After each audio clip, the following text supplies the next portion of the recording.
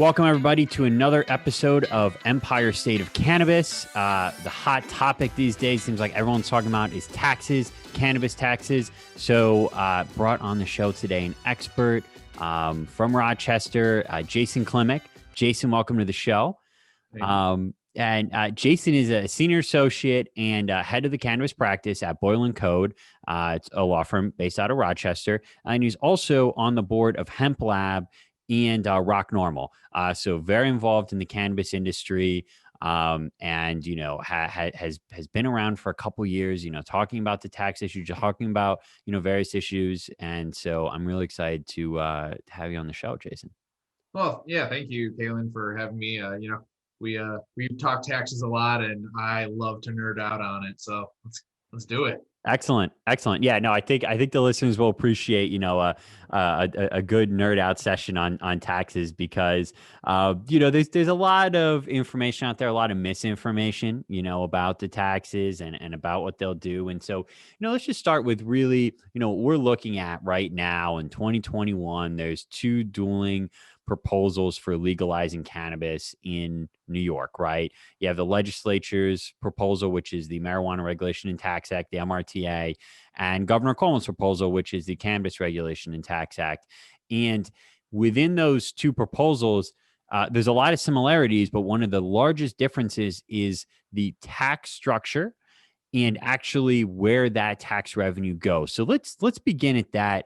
Jason, can you outline what are the differences between the CRTA and the MRTA when it comes to tax structure? So huge differences. I would say that, you know, other than maybe some of the social equity pieces and like the opt-out, this is probably one of the most divergent issues between the two bills. You know, and it's funny to kind of look back in history and how they were apart, came together, and then just shot way far apart. So, you know, just to back up a little, the MRTA had initially, I think, come out with, I think they were initially, when it first came out in 2015, it was about a 15% flat tax.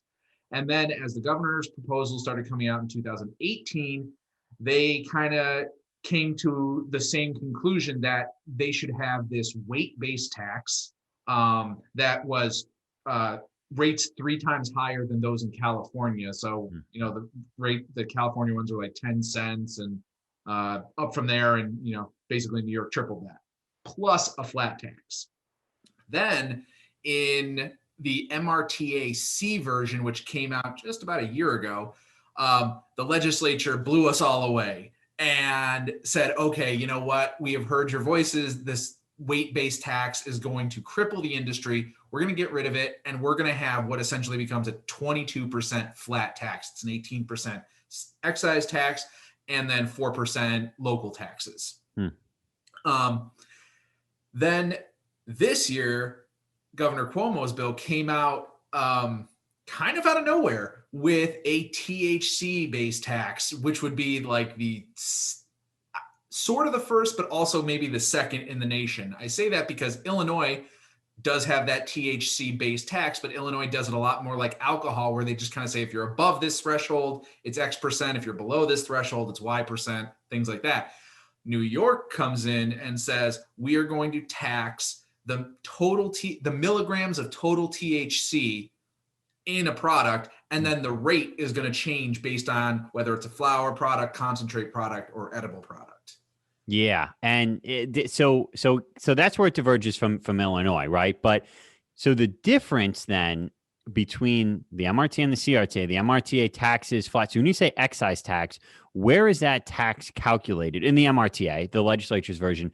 Where does that tax get calculated when you say excise tax of 18% and then 4% local taxes? So I believe it's written, because I was looking at some legislative notes, that it's at the wholesale level is the 18% and then 4% tacked on at retail. And they are exempted from the sales tax law. So we don't have to add in that 8-ish%. So the consumer would only see 4% on their receipt when they buy a product. Right. The 18% would kind of be built into the product price. Gotcha. Okay. And that would be paid by the dispensary or by the distributor? Right. So yeah, it's basically passed down as part of the cost to the dispensary, and it just becomes part of their cost of goods sold. So that's and that's what we also see in the CRTA as well. So that adds to the price. So we always have to be cognizant of, you get this tax on tax. So Mm, when you have an excise tax, businesses are not in the game of absorbing taxes. They get passed down. There's economic ceilings and floors to that. At some point consumers will not pay above a certain amount, but with price elasticity, the tax will get passed down, and so now that product cost is the cost of the cannabis plus the tax, and now you're going to tax 4% on that whole cost. So mm. we get into almost a European model of the value added tax, where you're just piling on taxes, which is something that we in general don't do in the United States. Every link in the chain doesn't have to pay tax. The only tax is really paid by the end user of the product. Interesting. And so, what does the net effect of the tax, and we're talking MRTA, we'll get to CRTA in a second, but what is the net effect on that? Meaning, what is the effect on the price of a product? Is it truly So 18%? I mean, is that what it is, or is there, because it's levied in a different point, is it different? I mean, it does end up being a little higher because you're getting that extra 4% in, like, you're not just taxing 22% in total of the Mm. final price. You're taxing 18%, and then you're taxing 4% of 18% plus the product price. So it does get a little bit more. It's probably comes out, my guess, if I had to off the cuff it, probably when you, instead of 22%, maybe it's a little closer to 25%, just because you get that little extra in there. But I'd have to run through the So, how does calculations. that compare to other states, then, Jason, in your experience? I would say that it's fairly in line with many states. Colorado would be right about there. Colorado kind of goes in between 25 and 30, depending on if it's a fully vertically integrated business versus maybe just their cannabis cultivators and processors selling out to a third party. Close to Massachusetts, which theirs I believe is 20%. Michigan's is like 16-ish%, I believe. Then you get out to like Washington, you're at like 37%. Mhm. California's, they using the weight-based tax, they can go as high as like 40 something ish percent, 40, 45%. So I would say we would be at the low end of average with the MRTA's tax rate. Okay. And now the 4% going to state and or local municipalities and the county, right? Doesn't seem like a lot, but what kind of effect would that have on county and municipal budgets? In a fully fledged marketplace. I mean, huge, right? Like the way sales tax works now is, let's just take the statewide, call it 8%. It's really 4% to the state, 4% to the locality. So it's basically saying, here's your sales tax on cannabis, and it's just for you. And it is kind of that stick in the and carrot saying, if you continue to, or if you do not opt out, Mm. you get that money. So it's because when you kind of reference the MRTA's policy of social equity and things like that, they want to see this reinvestment. So they want to incentivize municipalities to stay in the law. And by doing that, here's 4% of the sales. So I think that it's a great way to incentivize municipalities to continue to opt in and really help to reinvest within those communities. With COVID, um, we've seen a lot of stores closing. That hurts a lot of sales taxes. People aren't out shopping. And online sales taxes are kind of sketchy at best. Like, if you're dealing with a big company like Amazon, you'll pay them. If you're dealing with small out of state companies, you may not. So I think it's a real boon to local economies. So now that revenue, right? That tax revenue that goes to the counties or the state, it's from a federally legal sale of a product, right? Can they use that tax revenue however they feel, or is there restrictions? don't believe there are restrictions insofar as if they want to put it, like Colorado famously has used it for educational purposes, reinvestment in education, infrastructure, drug education and awareness. So, and the MRTA is very much geared towards that type of thing, a large community reinvestment, low and no cost loans to equity participants and things like that. So it's really just plowing the money right back in to the communities where it kind of was generated. No, it makes sense. Okay, so and they actually have revenue allocations. They have 50% of the revenue goes towards these kind of community grant funding for disadvantaged communities. But before we get to the allocations, because this is a sticking point, allocations, and there's a difference, right, in the CRTA. What is the CRTA structure? You alluded to it on a THC tax. What does that mean, and what is the proposed structure of this unique, very unique tax proposal? So it's definitely contrary to maybe what has been said. It's actually relatively complex to the point where I think you would have to call them, some professionals contacted me and said, you need to walk us through this. Like, we're not getting it. So the first thing that we have to talk about is it's taxing total THC. Important, right? Because total THC, and it's really going to be important in mostly in the flower realm, because that's really where it's going to make a difference. Total THC is the THCA plus Delta 9. I guess technically Delta 8 too. But Delta 9. So those are the two big ones. And in flower, you're going to have the vast and overwhelming majority is THCA and a little Delta 9.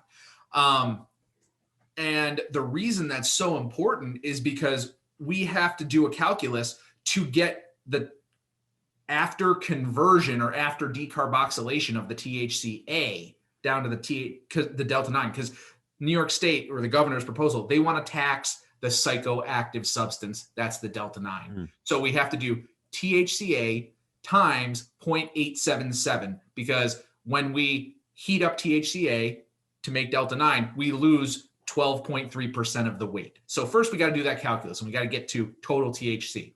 Great. Now we have total THC.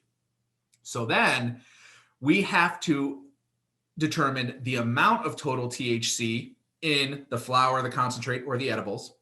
And then the flower is 0.7 cents per milligram. That's the tax rate. If it's a concentrate, it's 1 cent per milligram. And if it's an edible, it's 4 cents per milligram. And that's the THC tax. We also, and that's at Who's wholesale. paying that THC tax? That's at wholesale. Okay. So that's going to be paid through the chain, not at the cash register. It's going to be built into the price. Okay.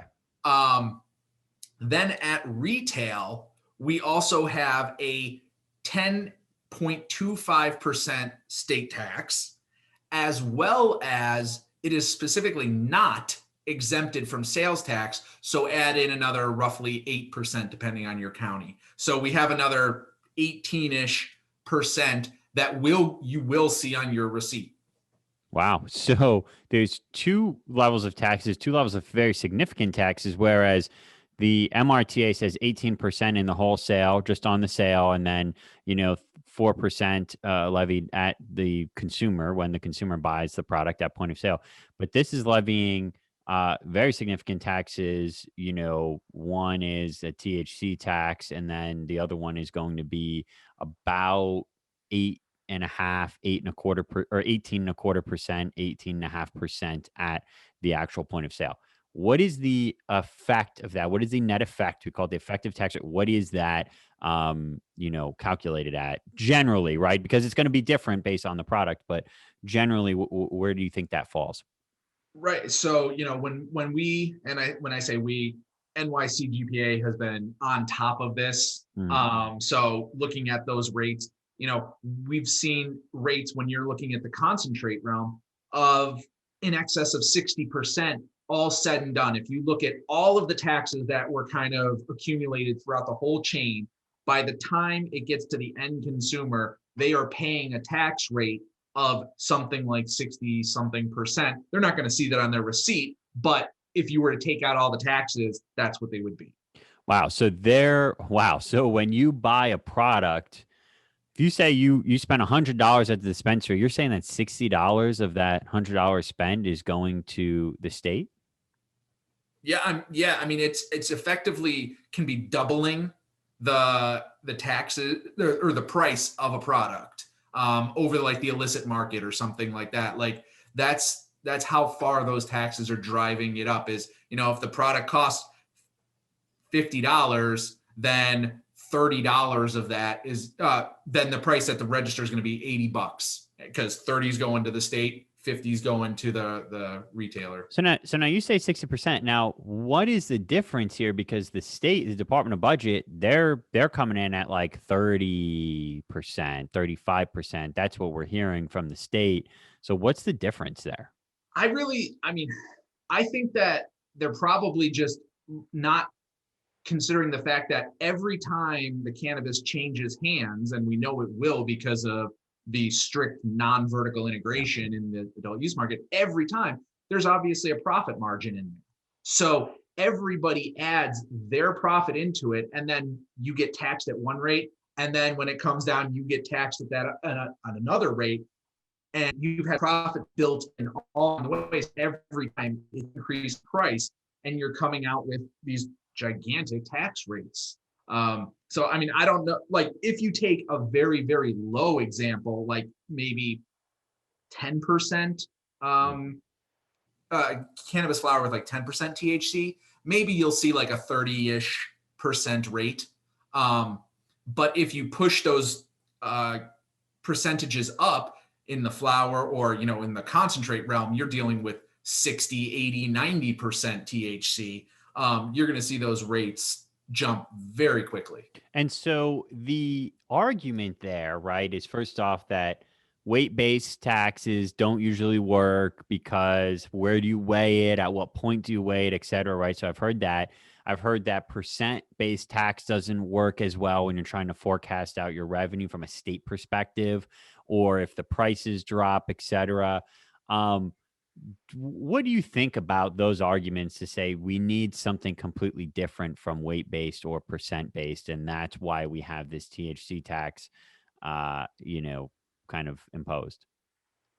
I mean, I get the arguments. I understand that the state likes to forecast, and the weight-based taxation does kind of help mitigate the fluctuations because, yes, if you do the math and, you know, you look at like CBD, what happened a year ago, if the prices crater, your taxes do too because they're just a proportion. Mm, But on the other hand, you know, I think what the THC tax specifically comes down to is not so much mitigation and that types of thing.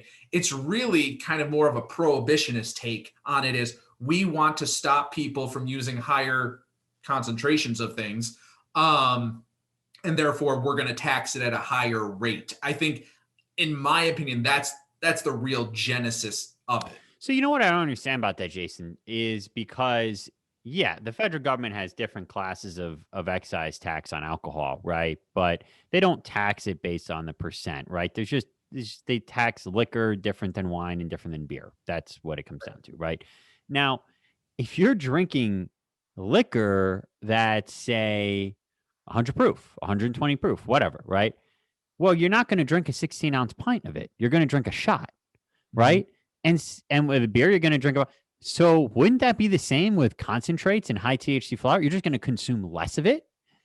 I mean, that would be my argument is yes. I mean, you know, obviously there's always the chance for abuse. And are there people who would drink a pint of liquor? Yeah, maybe they're out there. And the same might be said in cannabis. But by and large, you're having those people who, instead of maybe using, I don't know, a bunch of flour, a gram, let's say, or something like that, they're taking a couple hits off of a concentrate that in totality the whole concentrate is a gram.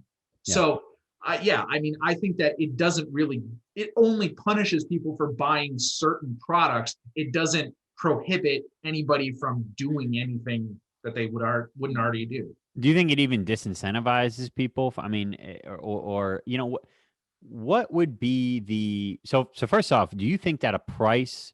Do you think New York will have a very difficult time having competitive pricing with the proposed taxes from the governor's office? Absolutely. I mean, Yeah. if you think about it,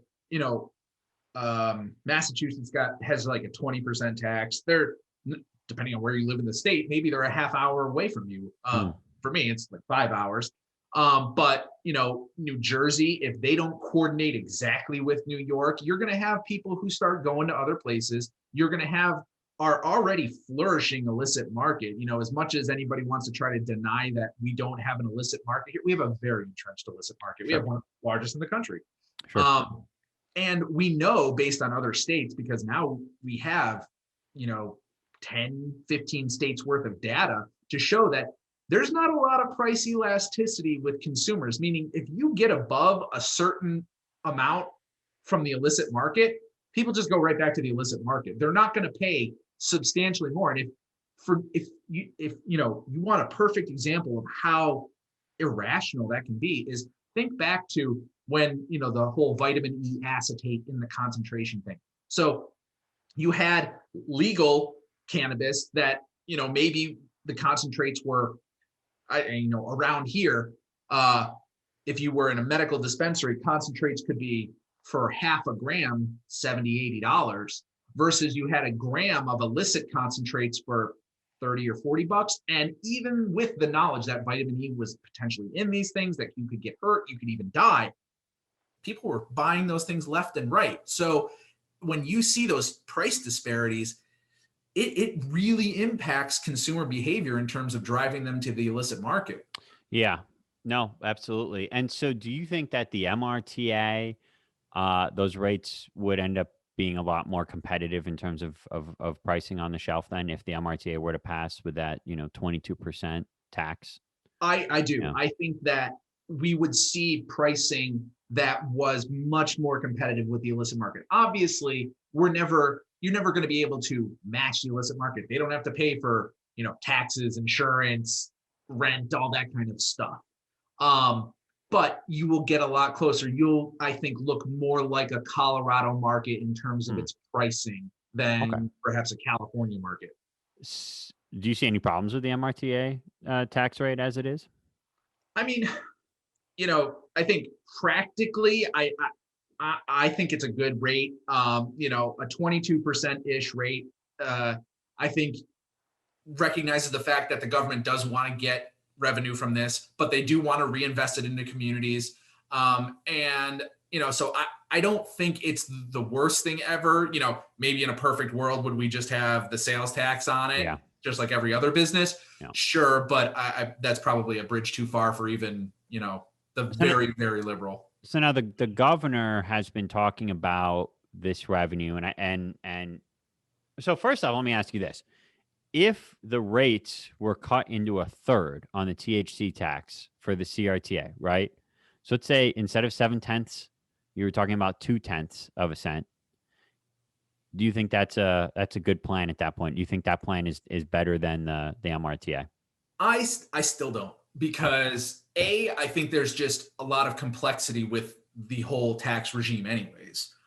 B, when I did some very, very back of the napkin calculations comparing the CRTA's proposed THC tax with Illinois' current THC tax, it was about 3 times as much, give or take. Like when you did the math, you got a tax rate that was about 3 times higher. Not overall, but like the THC tax itself. And so I think lowering it down, okay, now you're in the realm of Illinois, but Illinois is still being like heralded as a very high cannabis tax state. So I don't think that's the answer, in my opinion. Well, when we did analysis, we found that states with lower taxes end up higher revenue per capita. Absolutely. And it's nothing's apple to apples. You can't compare state cannabis markets, right, and regulatory structures. But do you think generally that's a rule in that Yeah. the lower the taxes, the more revenue to a certain extent? I do. I honestly do. I mean, obviously, there's a point of diminishing returns, right? Yeah. Like, does the revenue skyrocket if your tax rate is 1%? I don't think so. But one of my favorite examples is the state of Washington. When they first legalized, they had a 25% tax rate at every level, at the cultivation, processing, and retail. 75% tax rate. That's insane. When they, you know, realized a year later this is crazy, they collapsed it all down to a 37% flat tax, and their revenue doubled. I mean, right there. Maybe it sounds counterintuitive on the surface. Oh, you lower your tax rate, you collect more money. But when you think through it, you're making a more competitive product. You're bringing that product into equilibrium. You know, if anybody's taken economics course, you have the supply and demand curves, and depending on where you put the price is where supply and demand equal. So the higher the price, the lower the demand. Yeah. So with the MORE Act passing the House last year and a Democrat majority, even of the slimmest, way possible in the U.S. Senate, the MORE Act and is going to be another consideration. There is taxes in the MORE Act. What are those taxes, Jason? Oh, I don't know off the top of my head what those rates are, but that is something that we always have to consider. Not to mention the fact that, you know, we've been having this talk, but we've neglected. I'm not going to say the tax rate, but it's kind of like the invisible tax of Section 280E of the Federal Tax Code. So, those not familiar, that is a section that says if you traffic in a controlled substance on Schedule 1 or 2, you are denied all deductions except for cost of goods sold. So that effectively works as, you know, upwards of a 40%, 50% tax. When if you're a dispensary owner, you might have a tax rate between 70 and 90%. So that's that's always part of the conversation that's sort of missing, because we're always looking at the state tax rate. We forget the feds are out there and they're denying deductions for everything, effectively increasing your tax rate. So essentially, you're telling me that a dispensary is going to pay possibly 70% of their gross revenue in tax? Wow.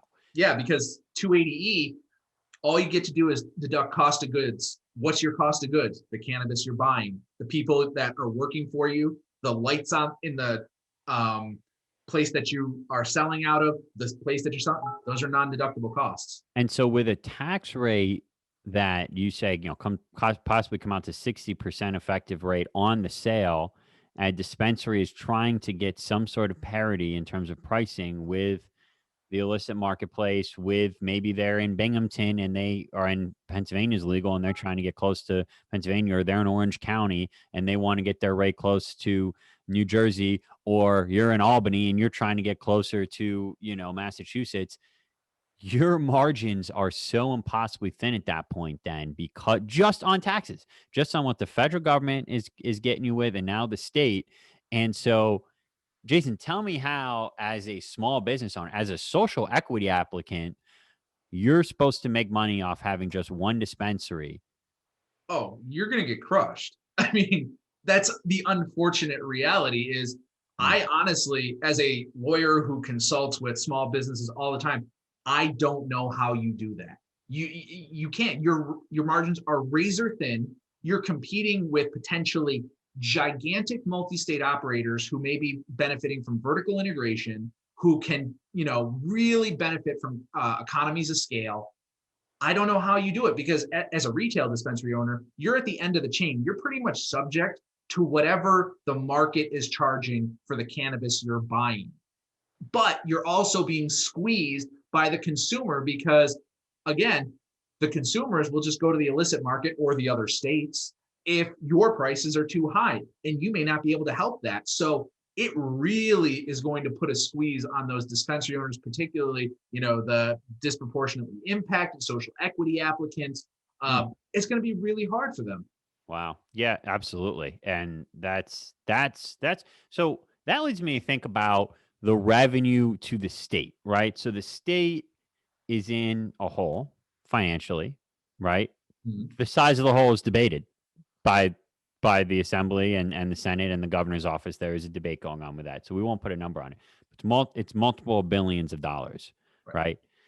And then also we've seen job losses that are unbelievably high. We've lost more jobs in our area in Binghamton and statewide since they started recording job growth in New York State. And so when the governor talks about cannabis legalization, adult use cannabis legalization, he talks about it in one, trying to, raise revenue for the state, and two, economic impact, right? From a revenue raising perspective, what I understand is that this revenue cannot be bonded. Is that true? Um, honestly, I'm not sure about that off the top of my head. That one, I don't really know. I will say though that unfortunately, I think that, this was the obvious choice that was going to happen.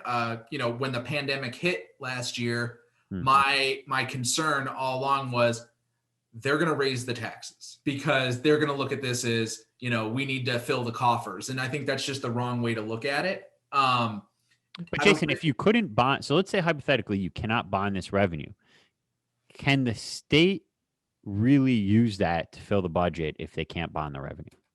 I don't think they can. I think that it's not going to be what the revenue is not going to be what they want it to be. Now, what if there's 30,000 jobs? What's that impact on payroll taxes and income taxes to the state? Well, that's huge. If we look back at the disparity between when the health department did the calculus on what they thought they could generate off of cannabis, and then the Rockefeller Center for Government came in with their analysis that said, yeah, okay, great. The cannabis tax direct from that, that's one. But we have to include the economic activity. What are the jobs, the property taxes, the income taxes? When you look at that number is huge compared to the Department of Health. So that 30,000 jobs or whatever, that's people paying income taxes, buying houses, generating more economic activity. It's tremendous. Yeah, I think, Jason, that's what we need to be looking at. Absolutely. That should be the number one priority. How do we set up not how much, how can we get the tax revenue to the highest possible rate, to try to get money that they might not even really be able to use effectively when we talk about bonding, et cetera. And that's how the governor should be thinking about it. That's how legislative leaders should be thinking about it. So what do you think is going to happen then, Jason? Do you think it's a standoff? Those are very big differences between the MRTA and the CRTA. So what happens? Is there even a compromise in between those two? I mean, I think it comes down to how much the legislature wants to flex its muscle. So we know that the Senate the New York State Senate picked up a veto-proof majority in this past election. So if they really want to put their new power to the test, they can steamroll Cuomo. Now, that does come with drawbacks, because that maybe kills their negotiating power in another area where they wanted to work with him. So it's not all or nothing. They do have to work together, but they do have a little bit of muscle to flex and say, this is important to us. This is how we want to do it. And we do have the ability to do this, even if you don't want to. So I really hope that the legislature stands firm on its ground and says, look, this is a data-based approach. We have talked to the experts. We have done the analysis. We have looked at the other states. This is the right thing. And, I've said this all along. In New York, we are great at raising taxes, probably some of the best in the country. Great at raising taxes, not so much lowering. So if the legislature is wrong, let's say they're just totally wrong and we can tax cannabis to whatever amount we want.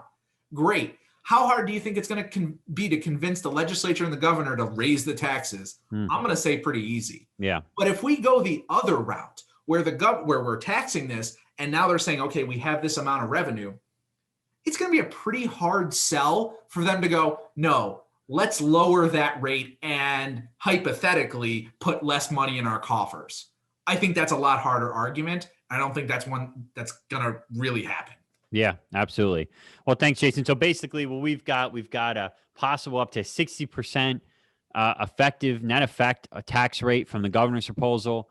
22% very simply, with 4% going back to the county. By the way, the CRTA does not send anything back to the locals except for your 4% local sales tax. So it is actually pretty similar. But you've got 60% over here in the governor's office, 22% over the MRTA with the legislature's proposal. That's a big difference. We'll see what happens, but also they should focus on jobs, right? Especially if they all want to, Governor Cuomo has an election in 2022. Jobs. Let's bring the economy back. Let's create jobs. Let's create economic opportunity in places that haven't had this opportunity before. And let's stop focusing on what we can bleed out, because it's a very small amount, $300 million. That's not that much money. But when we talk about 30,000 jobs, we're talking about billions of dollars of impact. And I think that's the most important thing. And we just have to look at the craft brewery scene in New York. Yeah. How many jobs did opening up the craft brewery, lowering those taxes, create? It was a huge boon to New York State. Yeah, absolutely. Well, thank you, Jason. How do people connect with you? What was the preferred channel? Feel free to email me through my firm's website, boylancode.com, BOYLANCODE.com. Attend Hemp Lab events. I also am adjunct professoring at Finger Lakes Community College, teaching a cannabis regulation class. So if you're ever interested in learning, come join us. Or, any of the other ways that I'm out there on the internet, please feel free to connect. Well, thanks, Jason. You're a huge asset to the cannabis industry in New York, and we're going to have you back on after all this shakes out. We'll see what's going on after this passes or doesn't pass. We'll figure out what's going on with these taxes. You've been listening to another episode of Empire State of Cannabis. We bring you everyone who has something to offer from a thought leadership perspective, lawmakers, activists, etc., on this show to talk about New York cannabis. Is your only place to get New York cannabis specific information, insights, perspectives. So subscribe, continue to tune in. We've got some excellent guests coming up in the lead up to what looks like a showdown between the legislature and the governor's office. So thank you, everybody.